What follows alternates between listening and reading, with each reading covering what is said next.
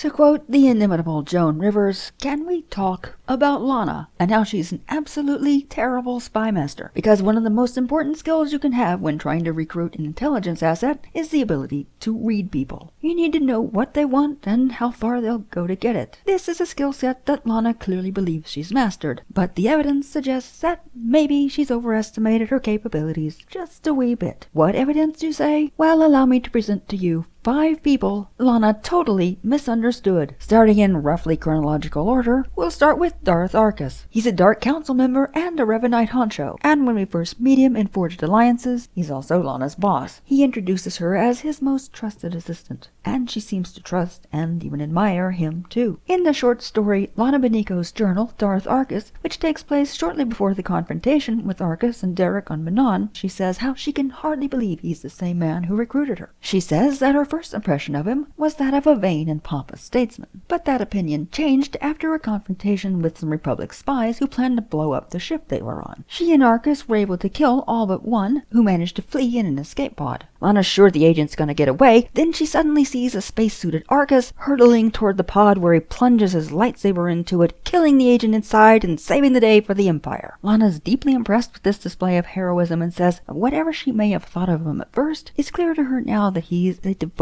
and selfless patriot, and she's sure that she's made the right decision to come and work for him. But it turns out she's very wrong, and he's very much the same man who recruited her, because he's been a Revanite all along. In fact, he recruited her because he thought she'd be a good fit for the Revanites too. But for the longest time, nothing makes her doubt her assessment. Not even all those secret closed-door meetings he's having where she's not invited. And you know there had to be a lot of those, because plotting a double invasion of Tython and Korriban and raising a cyborg army with a Republic soldier is going to require a lot of secret meetings. Now, I wouldn't expect Lana to suspect he's a Revanite, but as his closest advisor, you'd think she might start to suspect something was up. Next up, we have Agent Rkovich. When we first meet him on Ziost, he's working closely with Lana, and she introduces him as a rising star in Sith intelligence. But it turns out he's really a triple agent, working for both Theren and Chancellor Suresh. So maybe when it comes to Arcus, we can cut poor Lana some slack. After all, he's a Dark Council member, and she's only his assistant. If he wants to have a bunch of secret meetings, who's she to argue? But here, she's Minister of Sith Intelligence. It's kind of her job to vet people and be suspicious. But if the PC never tells her, she never suspects a thing. Moving along, we have Koth. When we meet him in Chapter 3 of Knights of the Fallen Empire, it's clear that he and Lana have been working together for quite a long time. They have a lot of friendly banter and frequently reminisce about past adventures, so it seems that Lana knows him pretty well. At least well enough to know that if he's pushed far enough, he'll take drastic action. After all, he's already done that once, when he deserted rather than follow an order he didn't agree with. So in a playthrough where the PC is constantly doing things to tick him off, like hurting Zakuul's people, you might imagine that Lana would see a breaking point coming. But when he refuses to even talk to the PC in the cantina, she brushes it off and says he just needs some time to cool down. And when he leaves, if the PC blows up the spire with Kaleo, she's genuinely shocked. Even more so when he returns later to steal the gravestone. She says she never thought he'd do something like that. All we can say is she obviously didn't know him as well as she thought she did. Along the same lines, we have Sena. Now, there's no indication that Lana is as close to Sena as she apparently is to Koth. Nevertheless, she tells the PC on several occasions that she trusts her, and thinks they should too. She expresses no concern even when we learn that Sena is the mother of the Valkorian brood, or when we see that Sena can't bring herself to take out Valen when she has the chance. And when Sena demands to come along as we confront Arkan, Lana makes no protest. Again, Lana couldn't be expected to know exactly what Sena was going to do, but it was clear for a long time that she has a lot of guilt, and that bringing her to confront Arkan was going to be a bad idea. Unfortunately, Lana didn't seem to notice. And last but not least is Theren. Lana and Theren have spent a lot of time together. After meeting on Manon, they spend who knows how long on the run together on Rishi, trusting only each other and maybe Jakaro and D4. So you'd think if Lana knew anyone well, it would be him. And she certainly thinks she does. More than that, if you talk to her after Ziost and tell her she should resign because she's not very good at her job, she'll respond with how she had Theren wrapped around her little finger without so much as a mind trick. It's possible she's overestimated her power over him though, because he can tell a Republic character that he never fell for her nice Sith sleuth's routine, and it's clear he doesn't trust her at all after she lets him be abducted by the Revenites. Later, during the traitor arc, after they've worked together for years and presumably patched up all their differences, she's very quick to believe he's a traitor and swear bloody vengeance. Never once does she doubt his guilt, despite knowing firsthand his propensity for running off half-cocked and doing stupid stuff, like he did on Ziost, or like he did when he dropped everything and went into hiding with the Sith Lord to fight the Revenites in secret. After all that, you'd think Lana would be the one giving him the benefit of the doubt. Unfortunately, it's just another example of Lana not knowing the people around her as well as she thinks she does, or maybe as well as she should, especially if she's going to call herself Spy Master to the galaxy. But what do you think? Is Lana a good spy? Have I got it all wrong? Let us know in the comments, and if you like this video, why not like and subscribe for more content like this? As always, thanks for watching.